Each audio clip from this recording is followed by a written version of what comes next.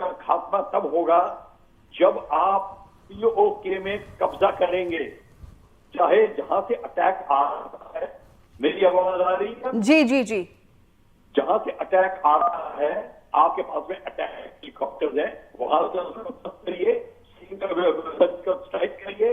Artillery, आप long range है, medium range है, आर्टिलरी है, आप उनका खात्मा करिए और उस जगह पे कब्जा करिए। फिर आप देखेंगे जम्मू एंड कश्मीर के अंदर आतंकी हमले बंद हो जाएंगे, क्योंकि वो लोग अपनी रक्षा में फिर संलग्न हो जाएंगे, हमारे हमला नहीं करेंगे। हमारे भी हमला इसलिए करते हैं क्योंकि बॉर्डर खुला हुआ है और 8-10 किलोमीटर अंदर बैठ के उनके कैंप्स हैं, वहां से वो हमला कर रहे हैं। तो आप सोचिए कि आपके पास आप जानते हैं कहां से हमला हो रहा है, वहां से हमला आ रहा है और आपके लोग सपोर्ट कर रहे हैं।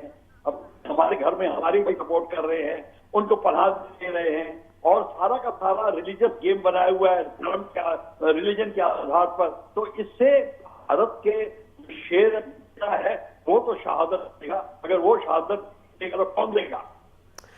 सर, आपने पीओके का जिक्र किया है।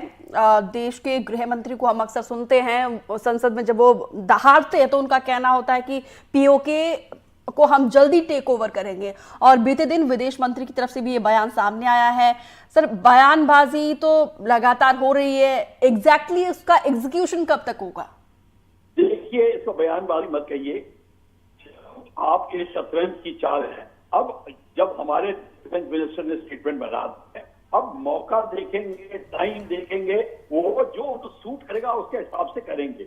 ये शतरंज की खेल है, इसको जब आपको मात देनी होती है, जिस चेहरे से, जिस एंगल से मात मिलेगी, जिस पर करेंगे, करते रहेंगे। आप देखिए, इसमें हमारे को जल्दबाजी निकली और ना ही इस पर सियासत। ठीक है, चलिए सर, उम्मीद करते हैं ये स्ट्रैटेजी का एग्जीक्यूशन जल्दी हो। आपका हमारे साथ जुड़ने के लिए बहुत बहुत शुक्रिया। शाश्वत हमारे साथ जुड़े हुए हैं लाइव। शाश्वत, कहां पर आपकी मौजूदगी है?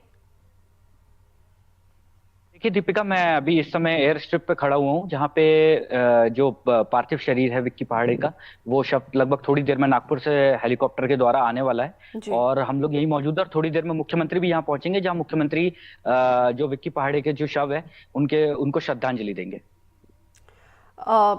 जाहिर सी बात है, ये दुख का पल है। तो वहीं दूसरी ओर हम अभी शहीद की पत्नी का भी, उनके भी बयान को सुन रहे थे। उन्होंने गर्व महसूस किया और साथ ही दो टूक कहा है और सरकार से ये भी अपील की है कि आतंकियों के खिलाफ सख्त कार्रवाई होनी चाहिए। और पूरा देश यही मांग कर रहा है, क्योंकि आतंकियों के खिलाफ जीरो टॉलरेंस के तहत सरकार बेशक काम करी, लेकिन जब ऐसी तस्वीरें सामने आती है तो भाव एकदम शून्य हो जाते हैं। तो हालांकि अभी सूबे के मुखिया आ रहे हैं, और किस तरीके का वहां पर मंजर है? देखिए दीपिका, भी आपने बिल्कुल सही कहा, इस तरह के माहौल में, क्योंकि दीपिका, मैं खुद का भी अनुभव बता रहा हूँ कि मैं खुद वहां पे था और काफी गमगीन माहौल था। लेकिन काम होता है, करना होता है। काफी गमगीन वहां माहौल था। हम लोग भी देखे तो हम लोग भी देखे कहीं ना कहीं इमोशनल हो जाते हैं, और कहीं ना कहीं ऐसा जब माहौल आता है, खासतौर पे जब वीर गति को हमारे सैनिक प्राप्त होते हैं।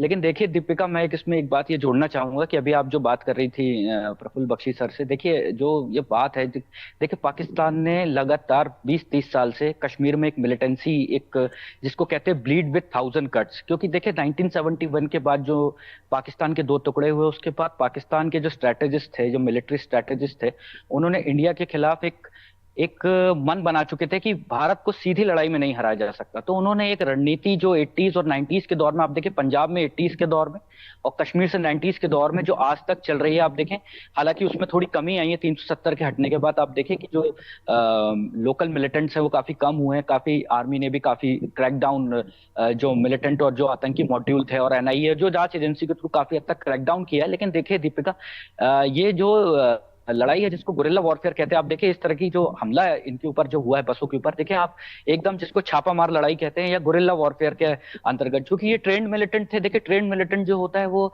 एकदम प्रॉपर फायर करता है, देखिए उसका फायर इधर उधर नहीं जाता। जो ट्रेंड मिलिटेंट होते हैं, जब इन्होंने बस पे फायर किया, इनके पास लोकल इंटेलिजेंस होता है, रेकी इन लोगों ने की हुई होती है। तो जब बस का कॉन्वे जा रहा था, उनके पास जो मिलिटेंट थे उनके पास लगातार जानकारी थी और उन्होंने बिल्कुल देख के फायर किया, और उसमें आज अपना एक जवान आप देखें कि शहीद हो गया और 4-5 जवान जो है गंभीर रूप से घायल हैं। और देखिए दीपिका, ये एक लड़ाई है, ये चलती रहेगी। इसको अगर आपने काउंटर करना, जो कि आप थोड़ी देर पहले आप कह रही थी, तो मैं यही कहूंगा कि इसके पहले कि जब तक आप इसी लड़ाई तरह की कार्रवाई। लड़े शाश्वत, हमारे जाबाज माँ भारती के सपूत है, इस धरती के लाल है, वो तो सीधा ठोक कर बैठे रहते हैं, इंतजार करते हैं।